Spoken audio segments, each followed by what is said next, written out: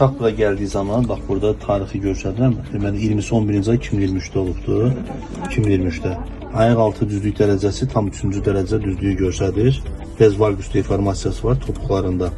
Görürsünüz burada bütün tam olarak ağ yapışıqdır. Burada üstü qaraltı gəlir. Yəni bu yastı pəncəlikdən normala gedir. Yəni ayaq formalaşmasına doğru gedir. Bugünkü yoxlanışı da budur. Düz qal, uşaq qabağa bax, əllərini yanına sal. Və görürsünüz burada ayağın altı tam şəkildə normal ayağa düşübdür. Topuqlarında baxın burada ayaq deformasiyası. Yəni normal şəkildə gəlirlər. Yüngülvarid valgus deformasiyası qalıb ayağında. Valgus deformasiyasında ev idmanlarını eləsələr düzgün şəkildə fizioterapiyadır, kalsium D vitamindir. Bunlar normal şəkildə olmalıdır. Və bir də evdə idmanlar var. Bunları eləsələr əlavə olaraq bunu fizioterapiya belə baxanda fizioterapiya ehtiyac deyil. Yəni normal şəkildə ev idmanlarını eləsələr, ayaqqabını geyindirsə normal ayaqqabılara keçəcək, ehtiyac yoxdur.